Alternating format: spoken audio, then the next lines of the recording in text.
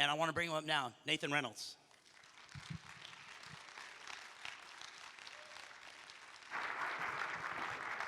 Thank you, man. Appreciate it. How you guys doing? Yeah? Yeah, that was a little excited. Come on, can you be like a little excited? I know it's like almost dinner time, and it's been a while for a lot of you guys, but are you guys pretty excited that you've been here at this conference? See, more than that though, I've got a chance to ask so many of you what it is that you are here for. Why is it that you actually came here? Like, the why is very important, and for me it's something that I simply need to know. I need to understand why people like you would choose to come to a place like this, gather together and be willing to suffer the scourge of public opinion, the mockings, the belittlings. Why are you willing to do that? Truth. See, I've got to hear all kinds of different answers over the week, got to hear different people's whys, and what I heard resounding through each and every one of them was this deep hunger that you had for something that you believe this world has deprived you of. That is truth, that is passion, that is honesty, that is conviction, that is something that matters more than the meaningless, mundane lives that we're living, grinding away our existence, slaving away in systems that are controlled by things that are outside of our ability to comprehend. Why is it that you are going to come here? Some of you have given up so much to be here. Some of you, this cost you everything you have and even all that you didn't. You took time off of work that you couldn't afford to take. You paid bills that you couldn't pay with hope that it would show up later on because you paid for it instead by coming here. You put that stuff to the side because you believed this was more important. You sacrificed your time, the one commodity every single one of us has in equal abundance. You sacrificed it to come and listen to people that the world would say are the definitions of idiots. We have been made to believe that the phrases and the topics that we're discussing here are the definitions of stupidity. That this is stuff that is science settled this a long time ago. Why are we even talking about these things? Why are we talking about conspiracies? Why are we talking about fringe areas of our lives and beast systems? Why are we talking about all this? Because each and every one of you has a common trait inside you that's burning away, that is fire for something that you cannot comprehend in that system. It's truth. It's truth that you're hungry for, because we're starving for it. You're starving for something other than what the world is willing to give you when you go to work, when you talk to your coworkers, when you talk to these people that used to be your best friends that now look at you like you have three heads suddenly. Like before you weren't stupid. Before you were just their friend. Before you were their sister, brother, husband, wife, boss, director, CEO, actor. So many of you have held different positions. You've had many hats that you've worn over your life. You've had passions, things that you loved to do, things that you were so hungry to do that you couldn't even wait till you finally had a chance to go out there and pursue it with everything in you. But slowly, incrementally, the passion, the hunger, the joy, the satisfaction you found in the things that made you who you were eroded away. It was broken off of you intentionally. Over time, people came along in your life and chipped off pieces from you, who you were, your identity. And they stole those. And like any good thief, they used that for their gain. They figured out a way to profit off of your suffering, profit off of your pain, profit off of the misery. Not only profit, but to find pleasure in it, but to find satisfaction in it, to find contentment in it. Many of you here have seen me in the background or seen my booth in the corner, and you don't know who I am. You don't know why I'm here. I have never in any way, shape, or form publicly been affiliated with the Flat Earth movement. I am not someone that is on the front line waging that relentless, constant war, trying to put forth this message.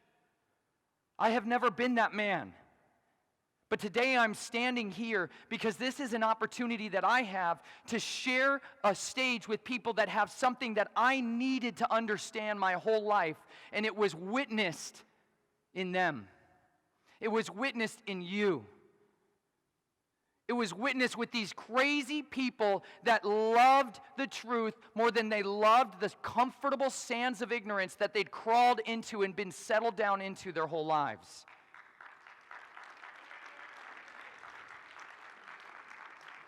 You are the people that are willing to look in the face of madness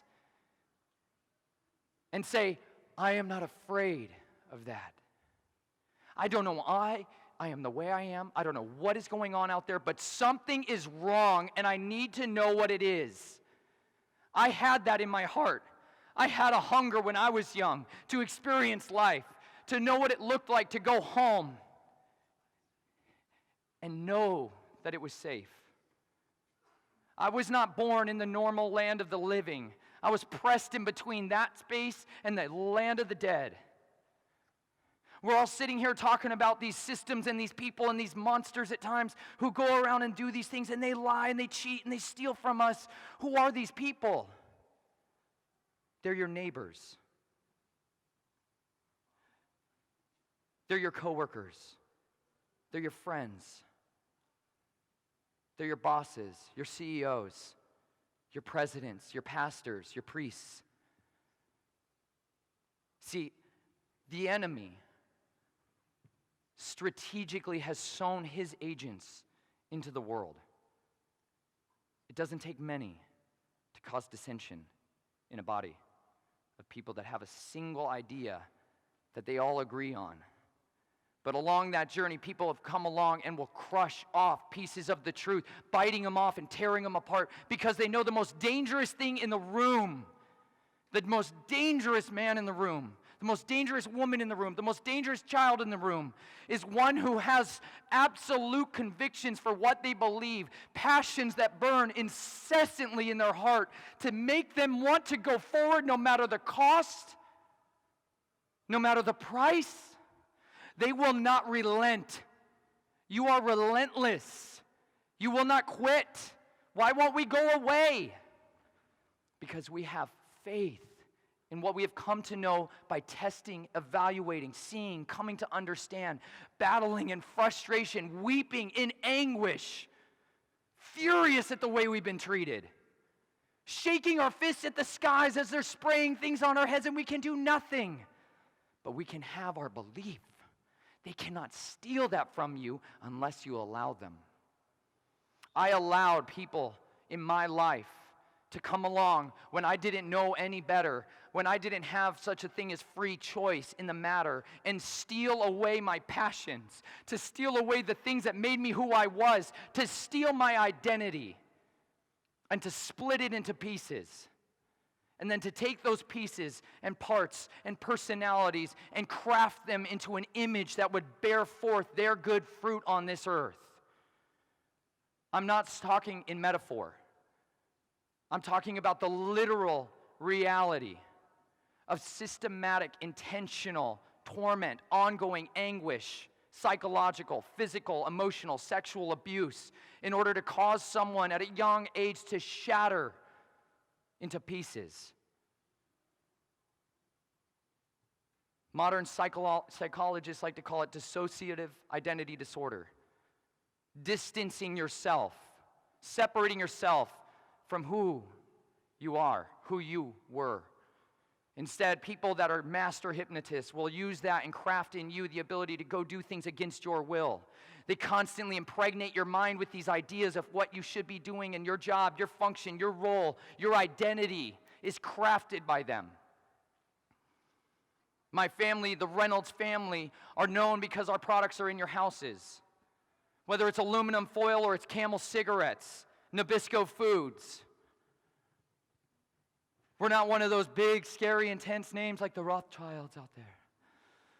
We do not bow down before princes and kings.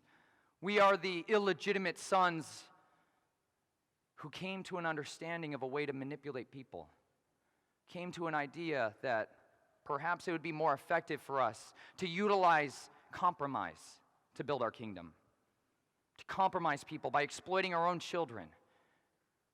So that is what my family has figured out a system to do. So the Reynolds traffic really in secrets. We build black books on people. We dive into the little minds and their hearts, and we figure out what it is that makes them tick, and then we find a way to twist it, corrupt it, pervert it, and control that individual until they do our will, right? That's called making a slave. That's what my family's legacy has been on this earth. Poisoning you. Filling your homes with the disease of their own design. A gentleman named Reynolds is the first man who really made that decision in our family line. He had two sons, Abram Reynolds and Richard Joshua Reynolds. And those two men made a decision with their father who showed them and initiated them into an old way, the old religions, as we like to call it. So when you go dig up these mounds in Ohio and you suddenly come across old tomes and books and objects and all these things that the high priests at those times were utilizing in their rituals, what do you do with that kind of thing? Well, for them, they said, why don't we just do that now? Seemed like a good idea at the time. So the cost of that, they produced something called the Judas coin or the Joshua coin. They believed to be it was an object that was one of the original pieces of those 30 pieces of silver that Judas used to betray Jesus Christ. And what they did is a ritual where they touched that to their gold and their fortunes, and they believed that through bloodlust, betrayal, envy, murder, strife, suffering, you could build an empire, manifest a titan in industry. And if you look around in the 1800s, you see this happen with all these different families that came out of nothing, were initiated into those old ways. And the cost of it is your children. For some in the room, that seems insane. By the end of this, you and I are going to be sitting here realizing you've done the same thing. Each and every one of us.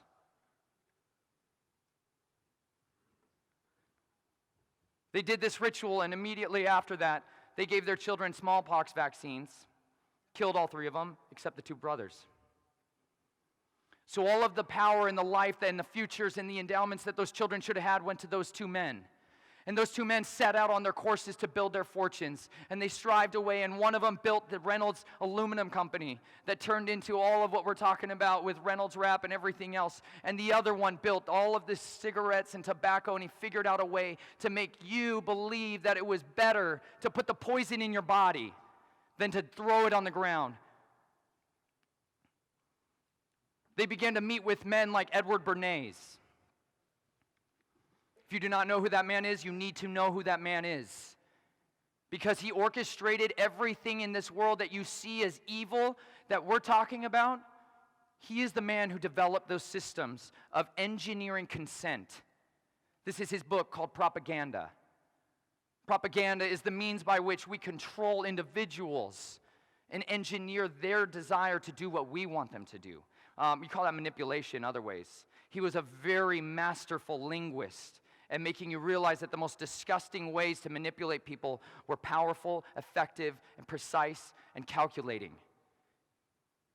He said the single most important, I'm just going to read it from him so you guys can see this, because the single most important thing you can be doing is turning off those things, those black scrying mirrors, and reading the books that they wrote that told you the methods to the madness that are out there. This book is not big. It is not hard to read, but it will tell you why the world is the way it is more than you can comprehend. Modern propaganda is a consistent, enduring effort to create or shape events to influence the relations of the public to an enterprise, idea, or group. This practice of creating circumstances and of creating pictures in the minds of millions of persons is very common. Virtually no important undertaking is now carried on without it. The important thing is that it is universal, that it is continuous, and it is the sum total in its regimenting the public mind every bit as much as an army of regiments the bodies of its soldiers.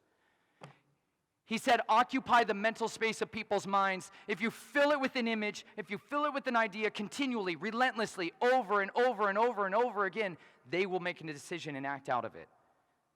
People are sitting here wondering why from birth we're seeing those globes. From birth we're seeing this food that's represented for us as something we can eat. Meanwhile, it's poison in every other cabinet that we keep in our house. My family decided it would be a good idea to do the same thing with me. My dad and my parents made that decision, whether under their own will or others, to do the same thing so they could have access to the family fortune, fame, and connection network. So I was thrown into the world of child pornography, pedophilia, exploitation, and ritualistic abuse. I was passed through those same rituals so that they could garner the power and talk to these demons that they believed through goetic magic would download for them the information of what the future would be.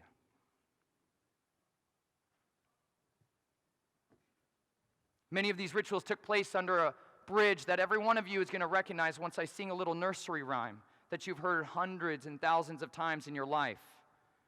Lake Havasu City, Arizona has a bridge there called the London Bridge. And it is the literal London Bridge, shipped over brick by brick all the way from London, across the Thames. And that nursery rhyme, London Bridge is falling down, falling down. Where does that come from? Why is that in our minds? If you go to Wikipedia right now, it literally says child sacrifice. It said that in the foundation stones of the London Bridge, you had to bury alive a child and or kill a child in order to maintain those foundational stones from falling down. And that's what we sing to our children. That's just somehow in all of our minds all the time whenever we want it to be. Meanwhile, we don't understand why that is the way it is. But I was taken into those chambers. I was used in those ways, and I made covenants with evil, wicked, vile things. Creatures that people don't think are real. These cosmic crawlers, these spiritual powers are absolutely real. I didn't know people didn't think this was real, that there was a spiritual war between light and darkness, between good and evil. Meanwhile, the world will represent themselves as good, and they are really just bad and evil, battling it out. I didn't know any better. I was a child. I didn't know that it wasn't okay. So I took from that this anger and this bitterness and this hatred for the people that were doing this to me and the people that I loved and cared about. And I had rage in my heart. And I welcomed it. And I relished it. And I figured there was more power in that than there would ever be in the church.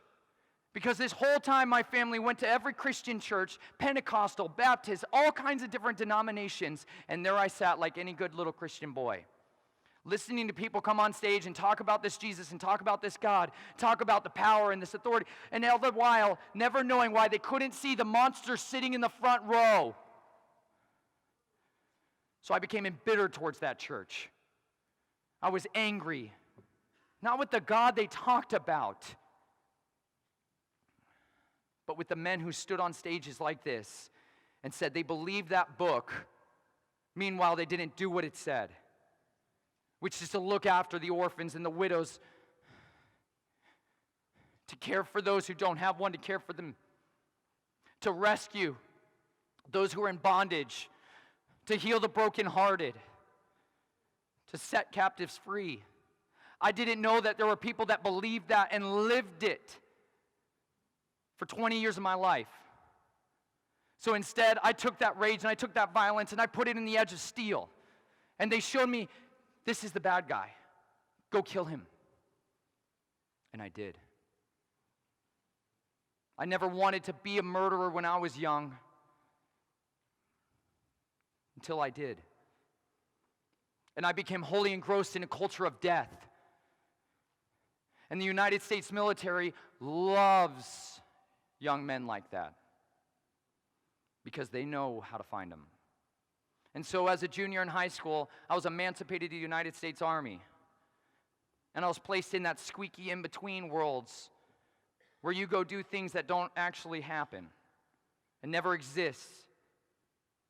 So you become either disavowed, unacknowledged, or you go into these little special access projects and you're told that you're going to be a hero. You're going to be a hero. Be a part of a team that's going to go eradicate all these kinds of bad, wicked, evil people in the world. And I chased that. I believed that. And then I ran to the end of it, and after all the bloodshed, after all the violence, after all the hatred, after all the killing was done, I was unsatisfied. I was restless. That itch was not scratched. Because you can't kill death by shedding more blood. And so I got out of that, and I was like wanting to be healed. I wanted to heal other people, so I dove into the field of psychology. And I went into the practice of that, trying to see if I could be a part of someone else being healed, because I'd left so much carnage in my past that I have a massive debt of survivor's guilt weighing on my shoulders. And so I would go work in residential units where children are being constantly abused and then ripped out of that place and dropped into a locked facility and being told, this is how we're going to fix you. More drugs, more psychological manipulation, no deliverance, no complete healings. So for 10 years, I saw over and over and over again the system of mental health industry in the United States. I watched veterans, brothers that I had shed my blood with, die by their own hands. Once we were used up by them, you go kill yourself. Like any good soldier, you go die. Not on the battlefield, because then they have to pay your insurance policy. So instead, they engineer you to kill yourself. So people that I loved, person after person after person, dozens of veterans every single day, killing themselves, killing themselves, killing themselves. Why? By design. I would have been a product of that had not the Most High God delivered me and interceded for me when I had been shot and stabbed by my own hands and was bleeding to death in my parents' basement. So my first introduction to the world stage was mockery, belittlement, shame, disorder. That's what I was thrown to the wolves as.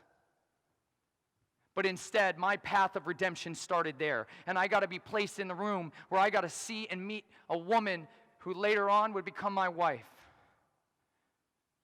I went to that college, I left that life behind, I buried those secrets, and I met her, and I just wanted to have a normal life. And so that's what we tried. I shifted away from those personalities that I once utilized, and I became just somebody who was insatiably happy and loving and could get forward in this world. But there along that journey, my mind went back to the old ways, and I did not know how to get out. I did not know what to do, and then suddenly I went to a conference where a man named Russ Dizdar was talking from the stage about people that live in these societies, that work and operate in this underworld. And he described me in such a way that I was weeping. For years of my life, I strapped blades to my chest. Whether I was waking, sleeping, showering, at any other time, I had blades strapped to my entire body, ready to work. For years, out of nowhere. Never did that, and then one day I just started doing that, absolutely, and digging ditches in the woods where I could hide all kinds of things. I was a different person, and my wife lost the man she married. But then that man from stage described what was happening to me, and I saw conviction in that man, and I saw these people that were willing to be mocked for the sake of what they believed, and I needed to know what they knew. I needed to know this God they talked about, like they knew him. But more than that, I needed their conviction. I needed their fearlessness. I needed their boldness. So for years, I was one of those voyeuristic people, like so many of you watching right now, and who will watch this later, just taking it in, needing to see and watch. And so many of us have lost sight of that. That there is millions of people that you never see watching what you will do with what you've been entrusted with. They're always watching. I was one of those people. I wanted to see if you were willing to lose everything you ever had in your life for the sake of what you believed. And then once that happened, that you would stay on it, that you would press through, that you would persevere. I wanted to see men that were in their proper roles within a home, whose houses were in order, who fiercely gave themselves over for their wives, their children, who hungered for hope and healing in their own hearts, and waged war with the man in the mirror and fought for a better future for their children. I saw that happening time and time again. I've got to see so many of you in here. One of my deepest joys is that I see so many young parents and families in here. I love that. Imagine what you could have done if you started in the position of truth. Can you even fathom what you would have been like if 65 years ago you started in a home that wouldn't manipulate you, that wouldn't coerce you, that wouldn't control you, that wouldn't divorce you and send you away to a school to be indoctrinated into a system of beliefs where other people could take your children and rape them by injecting things into their bodies against your consent or theirs, and then when they die, those children are never remembered as heroes. Laurel Austin, are you in here? That woman right there, she has a testimony all her own that deserves its time. But let me tell you this, those children, her children being some of them, when they're damaged, and after those vaccinations and their children are never come back to that same way, they don't get remembered. They get mocked when they talk about it. But we have Veterans Day for our veterans, those good men who died like good soldiers do, but not for the ones that killed themselves, do we? No, we shame them.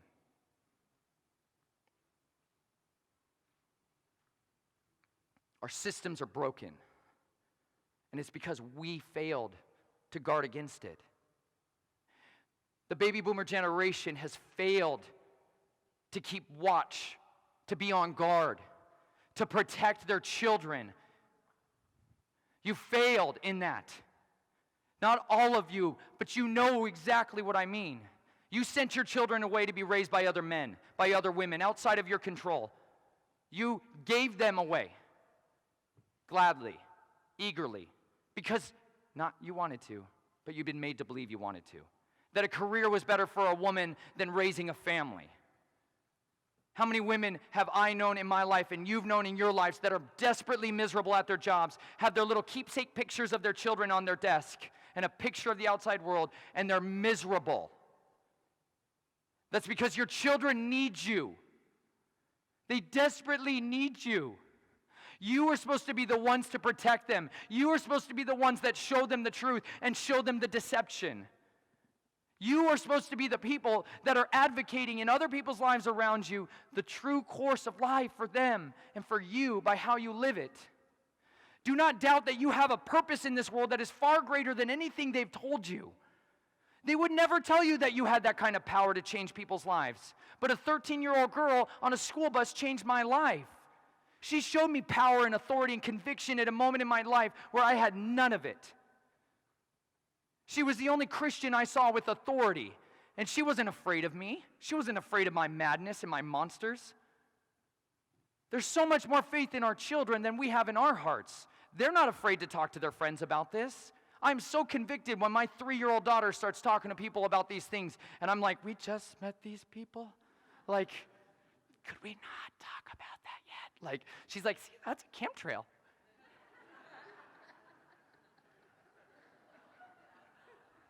It's poison. She's amazing. And yet I sit there at the same moment and there's a policing in my own head that I shouldn't, we don't want to talk about, like, we got to build a little bit of a relationship, like we just met these people, like, well, I want to almost police my own child. And at the same time, I write books about it and I speak on stages telling people they themselves need to be willing to stand for their convictions. It's hard to do that. It stinks to feel that way when people are looking at you like, what in the world are you talking about? That gets exhausting. But I saw that over and over again, and I began to see that it was better to follow after the case of the crazies with you guys than it would ever be to follow the madness that this world was providing. Because in that confusion and in the chaos that they try to paint this as, and all the lies and obfuscation that they say this movement or that movement or any of the truth movements have, you guys have the conviction, and there is not confusion. Do not be willing to lose your sight of what it is that you have found to be the truth. For 4 years, we've been doing these things. Years and years and years. I know there's many in the room that have been doing this much longer than that. I know there's so many people here who have done that. But we need to be willing to guard our homes far more intentionally than we guard our YouTube platforms, our channels, and all of the different jobs that we have and the careers that we have. We need to guard our hearts, guard our minds, guard our eyes, guard our ears, because they're continually, constantly pumping out this nonsense into the world, and it's strategic, and it's intentional, and it's engineering your future children's consent to what they want them to be, the good little puppets that they will be. Guard your own mind from it. I had a decision to make 3.5 years into my marriage of whether or not I was going to tell my wife these things. And I relied and I borrowed the inspiration that I'd found from you guys. And I took that courage and I shared with her, and she did not run from me. She did not leave me. She did not abandon me. But she believed in the covenant that we had as a marriage, that we would press through no matter what. And it cost us everything we had to stand for the truth, to go to my family members and say, I forgive you. I have found freedom and healing and deliverance for the madness from my past, and you too can. And instead they sent people to try to murder my wife and I when she was pregnant with my 7-month-old daughter. But they cannot steal what is not theirs to take. My life is sealed away, and it is untakeable from any of you unless he so deems it. But that being said, I found deliverance in a conference room in Dallas 3 years ago. And that was where my journey started. Where that tree in that hand right there was ripped out of my head. And I had freedom come into my life. And my wife and I had faith and conviction that we would be set free from this. And I began to see the fruit that comes from standing for what you believe. And it's brutal. And it's painful. And it's exhausting. And finances go, and friends go, and homes go, and jobs go, and everything that you once believed was going to take care of you and provide for you slips away and drips away, and your channels get torn down and demonetized, and the platform is taken, and they deem different ways of using their AIs to battle it back, and over, all of you guys have suffered more than enough. You don't need me to tell you anything about that. But what you do need to remember is that because of people like you and Robbie Davidson, a man who didn't know me at all, I was able to take his YouTube videos and show them to this group that I was working with as a treatment center for substance addictions. We called it the Red Pill Group. You know, yeah. We watched these videos, and I said, any question that you've ever had about things that no one answered, we can talk about it here. And we began to watch these videos together, and I got to see the hunger in the younger generation for the truth. They're not idiots. Stop mocking millennials. Stop mocking the next generation. You're playing in their game. Love them. Care about them. Die for them. Suffer for them. You're ahead of us. If you're older than us, help us. Find a way to use your resources, mental, emotional, physical, financial, to equip the people that you see, love, and care about, and believe in, so they can go fulfill their callings on this earth. They might have 4 more decades to go. You may have 5 minutes to go. We don't know. But use what you can to help those that you have around you. Stop fighting each other. Stop picking each other apart and coming along and fracturing off more and more pieces of people's identities, their passions, their beliefs. There's enough people that are out there to do that already. We cannot be a group of people that follow in those footsteps. Because those foundation stones were laid in lies. We rejected them. So don't go set a new course of deception in your own life by convincing yourself that those people are the monsters and that guy's the bad guy, and if only we took him out, it would fix everything. Don't do it. There's power in maintaining integrity of heart, in allowing healing to come into those areas, and when love can cover those areas.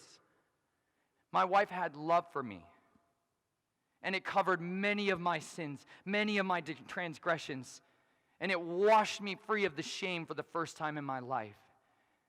Many of you need to love each other more than you love yourself. In doing so, you abstain from their system. You step back. And you suddenly have breathing space. And you can look and see clearly through all of that chaos and all of that confusion. The only way to play their game, and the only way to win in their game, is just to not play. Take your families out of that system.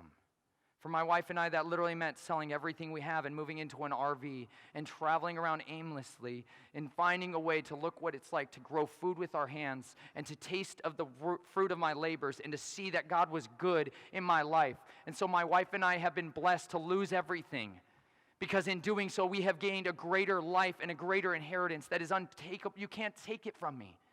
I'm storing up treasure in places that are unseen. I don't even know the work that I do so many times, but now I get to work by the sweat of my brow and enjoy the fruits of my labor, and my children are safe because they're with me, because I am a good protector. And so are you men.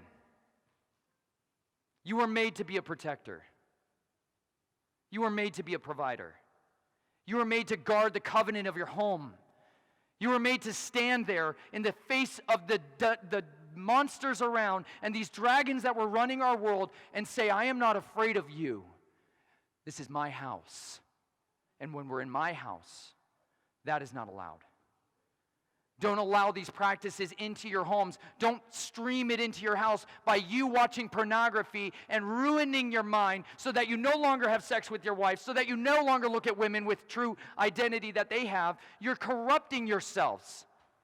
You're allowing the enemy to steal from you the hope that you have and the confidence of seeing yourself. You can't even look people in the eye because you're so overcome with shame. That's strategic. That's intentional. That's why porn is accessible to a 2-year-old. Aleister Crowley, founder of the Ordo Templar Orientis, left-hand path practitioner, famously has said in his book of the law, which is an absolute denigration and a demonically inspired text of the deepest kind, that their agenda, the only way that they can really accomplish what it is that they're setting out to do, to bring in this age of Horus, the crowned and conquering king that they were trying to raise up, was to make sure that children were exposed to every sexual act by the age of 9. And some of you are shocked. But you send your children to sex education at 9 years old. And that's shocking. It's more offensive for me to talk about like ritualistic abuse in a church. I've never been invited to a church to speak. But they'll go let their children watch a Disney movie where the priest is marrying a hybrid mermaid who just pledged her soul to a witch under the water, and he has an erection as he's marrying them, this Catholic priest. That's your Little Mermaid. Okay, that's being exposed to sexual acts. They put a giant phallus on the front of the cover just so you could see it a little more clearly. That's strategic. That's defiling your children. That's wicked. But you gave them the right to do it. You didn't guard your house. Guard your children. Dear God, please guard your children. Guard them from yourself if that's what it takes. Because sometimes we're the monster in the mirror. Guard them from your apathy. Guard them from your indifference. Guard them from your hatred for who you've become. Be willing to stand for what you know to be the truth, and let them look at their dad, let them look at their mom, let them look at their brother, let them look at their boss, their CEO, and see that person has something I've never seen before. They won't mock you after a while because you rob them of their words of accusations by your consistent living in a set-apart way. You'll steal those words out of their mouth. And they cannot curse you, they cannot condemn you because of the way that they see the fruit of your children, the fruit of your house is beautiful. It's lovely. There's peace when I'm around this guy. She has so much joy. I've never felt more loved and cared about in my life than after I got done talking to her. I did the same mistake that many of you have done with this information, and I went and blasted it to every person I possibly could. I berated them constantly. You're drinking poison, you know that, right? Like hydrofluorosilicic acid, right? Okay, let me tell you about hydrofluoric. Fluoride is in everything. And you just go to everybody you can, and you're trying to convince them and make them understand because you realize that better things can happen when you drink different water, if you eat different food, if you didn't look at this, if you looked at this, and you were so passionate and fired up, but many of you lost the love. And so to them it was just nonsense, banging gongs. They couldn't receive anything you had to say because you used to care about them. You cared about who they were. You cared about what it was that brought them to where they are today. We must remember to love each other. And out of the sincerity of love, lay down your life for them. Sacrifice your future for them. Sacrifice your career for them. Be someone that is worthy to have what you've been entrusted with. Have character. Turn off the television. turn off your phone. Let your children get the one thing that you actually can give them, which is your time and your attention. Because when they walk out that doors, there's people lining up who are spending hundreds of millions of dollars, billions, and now trillions and tens of trillions of dollars to make sure that your children's minds are owned, that your mind is owned. So work harder than they do for the sake of what you believe in. Be committed to what you found to be the truth. Sacrifice everything you ever had when you found that great pearl. Give it all up. Because you know what I found? I have never been more satisfied in my life than to break bread with my wife, than to eat the fruit of my labor, and to see that my wife was taking care of my children. They were safe. They were protected. They were cherished. They were loved. They were endured. That is the first generation born free, standing right there. That's the fruit of my house.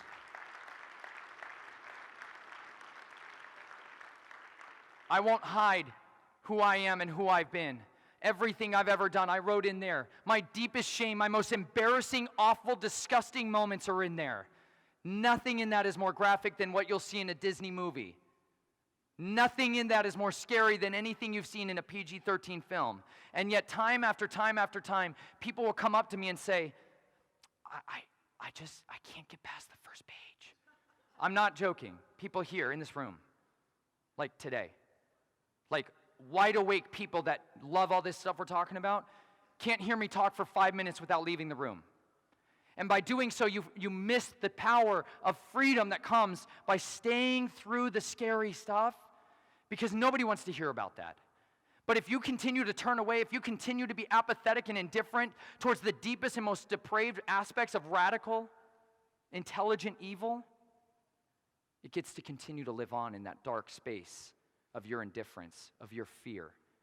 And then when people like me, or children like what I was when I was young, come into your path or come into your life, or you suddenly see them like teachers in classrooms. I have a whole chapter in here about teachers. Seeing but never understanding. Not making a difference in my life. More concerned about the vocab words than they were about the bruises, the marks, and the bleeding. I'm not mad at them. I'm mad at the system and the people the things that inspired a system like that to be orchestrated. I'm more mad at that. I'm angry that they've been beguiled. That the person who's doing that job loved people. They love children. They want to protect them. They want to see them have a good future and a good education. They wholeheartedly believe in what they're doing. But so did my family. My family was the nicest people you'll ever meet. My dad could have made you laugh in 5 seconds, no matter what you were, no matter who you were. The most wonderful people. Every time you leave the room, you felt refreshed. That's strategic. Because you're never going to get away with radical, ongoing, multi-generational, constant corruption and compromise of people around you unless you hide amongst them. So they strip down their wealth and they move it out and they put it into trust funds in places none of you can touch and access or get around to. And they hide in middle-class neighborhoods, lower-class neighborhoods. And they're okay with that because they have a purpose. They sacrifice their fortunes to accomplish their work. They give it up because money is not what you think it is. They know that. The riches that they hold, though, are full of blood. And it's better to have riches that come through belief because nobody can steal your belief from you unless you allow it. And I am asking each and every one of you not to lose sight of what it was that first drew you in, that first made you hungry for the truth, that first made you passionate about what you believed in. So many of you have grown weary of doing what is good. So many of you have given up. So many of you have literally left the movements, have left the field. You quit. Get back up. Stand. Stand. Having done all these things, we must yet stand. That's because you're going to get knocked down. If you got a shield, it's because you're supposed to get shot. Like, it's designed to take the hits. Use it. Get up and keep going. Get over it. So have we all suffered for the sake of the truth. Go read a book called Tortured for Christ. You want to read about people that loved their enemies, that cared about them, that gave themselves for them? Go read about people that literally gave everything they had for the people that were perpetrating the madness against them. You know what that does? It so unsettles you when you're in that world. I had these believers that came into my life when I was raging and everything else that had so much love for me that I could not take it. It scared me. I didn't know how to handle that love. It still scares me. Because love is far greater of a weapon, far greater of a tool, far greater of a foundation that you could lay your house in than any fear, than any other thing that you have ever seen and experienced in your life. Lay love over these people. Let them know that you love them. Let you know that you have known the truth and you have found it and you care about it and you're passionate. And they may mock you for a while. They may hate you for the rest of your life. But it does not matter if you do sincerely love them. They are willing to overlook those things. So don't give up on those people that mocked you. Don't give up on those people that used their power and their tools and their authority to take you out. Don't be angry at them. Don't be angry at them. Have mercy for those who doubt. Be patient for them. You were ignorant as they were. You didn't know. But then you did. And it's what you do with that that makes the difference.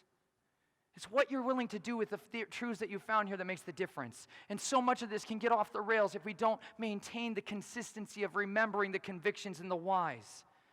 I am asking each and every one of you to be willing to stay and stand and fight day after day. Not just here when you have all of the backing and all of the enthusiasm and all of the passion and all of the zeal. I'm saying like in 6 months, when you still cannot get a job. Because the last job you had, they required and mandated you to take vaccines into your body. My wife and I experienced this in the healthcare industry as a nurse. She refused. That is unallowable, honey. You can't do that these days because we have 90% quotas that must be met. How is it that they can mandate rape on my wife when she's outside my house? How is it they can mandate these things and enforce them? If that's the case, abstain. That's the true abstinence message you need to hear. Abstain from their system. Set yourself apart, and you know what you'll realize? You didn't need it. There is more that will provide for you in the wilderness, in the woods, in the forests, and in the fields than you can ever find in that field of failure that we call our work systems and these career paths that we've found and been beguiled to believe in. Don't put your faith in those pesky little things like that. Put your faith and your hope and your trust in an unshakable Creator who authored this world, who gave us hope, who gave us courage. I am so grateful for each and every one of you. I am indebted to you because you have been willing to suffer those scourges. You have taken those lashings on your back. You have stood and you have continued to stand even after all of these things have come against you. You got up and you kept going. That is what it takes. Be relentless. Be relentless. Don't think just because you've come to know the truth that you found all of it. In 2 years, how much more will you have come to know and understand? In 2 years' time, how much more will your children come to understand? In 2 years' time, where will this movement be? I have no idea. This may be the last time any of us ever gather in a room like this for a conference like this. So take heart of what you have heard here. Take courage in that, what you have shared here. But be passionate about it and share it. Don't take your testimonies and hide them because you're ashamed. Some of you have been the monsters in the room. Some of you have been the murderers in the room. Some of you have been the ones who ruined your own children. Weep with them. Beg them to forgive you, to have mercy on you. You didn't know any better. I'm not saying every one of you is able to do this tomorrow, but please grab your children and look them in the eyes and say, I'm sorry I failed to protect you. I'm sorry I let poison come into our house. I am sorry. Repent. Turn, go away. Devote yourself to something better. Some of you need to be writing a book today. Some of you have so much story in your hearts that it's pouring out of you, out of every single seam of your being. You need to share your story. You need to share your testimony. You need to be willing to stand there with the people that you love and say these crazy things. They need you. Because if someone had not have been that for me, I would still be out there hunting monsters at night. Instead, I'm in rooms like this, and I have a wife and children who love me and care about me, and people around me who are willing to follow with me as we go and charge into the face of madness and darkness and say, we love you, we care about you, and we will fight for you. Whether you're the one who did this to my children or not, I am willing to stand here and say, I forgive you. Nothing you have done, nothing you will ever do can ever separate you from the love that I have for you and the love that the Father has for all of those who are walking on this earth. He is the great creator. He orchestrated my life of madness into a life of peace. He alone can make a monster into a man again. He is the only one I've ever known that could do that. No pharmaceuticals cured me. No drugs cured me. No amount of any chasing of the wind that I ever did fixed me.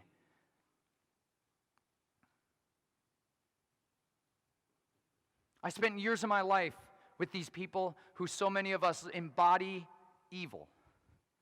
The governors, the counselors, the controllers, the founders of companies, the bitten apple. I drove them around as their little bodyguard and protective asset agent, driving them back and forth after they'd retired from settling and founding iTunes. And I heard time after time again from the governor's family and from the CEOs, I heard the same misery that every one of us has experienced in our normal life because they chased an empty well.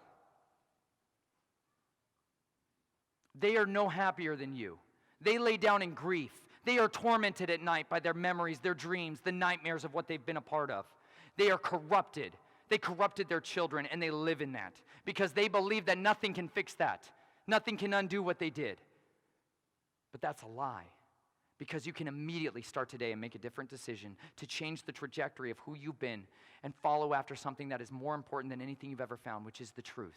Because the truth is the only foundational things we can ever lay our hearts in. With great truth, with great love, we must press forward and fight for those that we love, fight for those that we hated, fight for those that we have found to believe once were our enemies, that instead have turned tail on the enemy, become a double agent, and are willing to infiltrate their organizations and bring forth evidence to vindicate all those who come before us. Some of you have been placed strategically in those environments so that you can bring forth evidence. And I encourage you to not be afraid of what an NDA can do to you when you break it. I'm a living witness against the darkest things. You can come out and speak these secrets. They're lying when they say they have omniscient power to control you and keep you in check. They're lying when they say that they will find you and get you no matter what you do. No, there's a greater authority that they can't steal your life unless it's given to them. I was speaking at a conference in Canada last month, or in June. After that conference, it was the first time I ever started revealing some of the names more specifically of the individuals and the practitioners of these things that have been happening in my life. There was a lot of people that were very unhappy that I'd done that, and we began to receive threats over and over again about what was going on in the world, directly targeting me and my family. And I had that fear pressing on my back because for the first time in my life, I began to really want to live. I really want to see what my daughters turn into. I really want to know what happens in my future. I really want to experience family and peace and rest. And I was just getting a taste for it when strategic people instead orchestrated a hit on me and tried to kill me on the side of the road and smashed into me and launched my body 35 feet into the air. And bleeding there on the side of the road. All I wanted to do was live. All I wanted to do was live. All I wanted to do was see my wife one more time. I wanted to be there for my children. She was 7 months pregnant. I can't die on the side of the road because I'm driving around rich people at night, because I can't get anything else done unless I go and do this, because I've been conditioned just like you that I've got to go work to eat in this way. So I'll go be somebody else's good-looking bodyguard and make them smile and happy and be a good bartender for them. We'll make them laugh. And instead, I'm bleeding out on the side of the road. All I wanted to do was be home. I just want to be with them. I survived that, but I had a decision to make of whether or not I was willing to do it again when Robbie called me 2 weeks later and said, would you be willing to come up here and speak again? You guys don't know the cost behind the scenes. Chris and Liz Bailey hosted a conference called Take on the World 2018. The threats, the destruction that comes against you, children are lost. Children are being lost. While you guys go on thinking that we're shills or we're idiots or we're crazy. We're dying and we're suffering and we're getting up again and going after it again, and we're willing to suffer the scourge again and again and again, because that's what it takes. Sacrifice. It will require sacrifice for healing to come, for restoration to come. That is what you need, and that is what you guys are here for. You have sacrificed your time. You've sacrificed your attention. You've sacrificed your jobs, your careers, your futures, because you love the truth more than you love the lies. You are the bravest people I have ever met. You are courageous. You are inspiring. You are infectious. That is why they mock you. That is why they hate you. That is why they belittle you. Because you're dangerous. The most dangerous person in the room is the person with deep convictions for what they believe. Because then it cannot be corrupted. You can't bribe them. You can't coerce them. You can't control them. They hate that. So they'll go find another yes man to do it. Owen Benjamin, so many were up here embarrassed at some of the things he was saying, offended by the coarse language and the dirty jokes. And at the same time, I heard more actual gospel come out of his mouth than I heard in almost any churches I ever grew up in.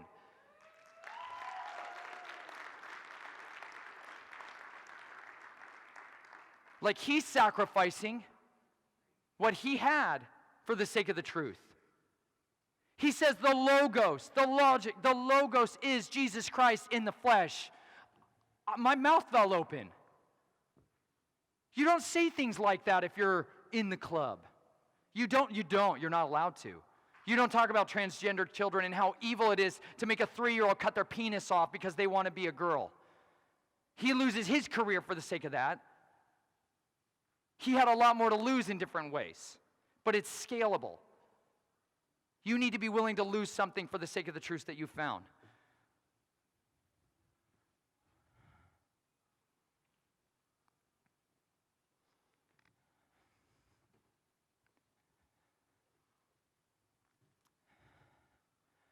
I don't know what it is that you guys came here to really find. Some of you have known this, have understood it for years, and are looking for something to just refresh yourselves. But the one thing I really hope each and every one of you will take from this time, take from this conference, take from all of the conferences and the movements before it, is that you would bring out of this convictions for what you know to be the truth, and that you would move and act on it, and that you would guard your homes, and that you would abstain from these systems, and that you would not be angry with the men that have been manipulated to believe these things, but instead that you would love them enough to stand there and be the one who would be the difference. Be willing to be that for somebody else every day you can. If it's your brother, if it's your friend, if it's your daughter, be the one who is standing in the gap, building a wall of protection, building a wall of mercy, building a wall of compassion, building a wall of truth around them. Guard them, protect them, insulate them. Be willing to offer to them a better path if so they choose. And if they don't, love them along that way too. Be considerate of what it is that you choose to do with your platforms. Be intentional, be strategic. Be smart, be cunning, be gentle, patient. Because by doing so, you're going to rob them of their accusations. And over time, sooner or later, I know there's mockers in this room that once mocked this, and instead they mock the conspiracies they used to believe in. So many of you used to make fun of us, and yet you're now here. Because over time and over experience, you can inspect people's fruits and see whether or not they are good, whether or not they come from evil sources. You all were made to bring good fruit on this earth. You were made to work by the sweat of your brow because it would heal you. So many of you just don't have the right kind of work in your life. Find the passion, find your calling, and know that with convictions you follow it out and you will fulfill it on this earth. I know that so many of you have given a lot to be here, and I want to respect the time that we have for the dinner that's coming up tonight. But I hope each and every one of you will take the time to be willing to intentionally study what it is that I have come to know and to believe to be the truth, which was the living and active Word of God that shaped me and changed me and cultivated in me a courage that could not be shaken. So I may not ever be invited to a church, but I will always be welcome in the true churches where people of beliefs gather together and are willing to stand and be courageous for what they believe. I am humbled to be called your friend. I am humbled to be called anything that you guys would be willing to me. If any of you would like to talk to me after, I'm more than willing to be able to do that. But after all is said and done, with all the information you learned here, you have decisions that you have to make, whether you're willing to sacrifice for the truths that you've come, or whether you want to plug back into their systems. I hope each and every one of you will choose to be people of conviction rather than the cowards we've once been. Thank you so much.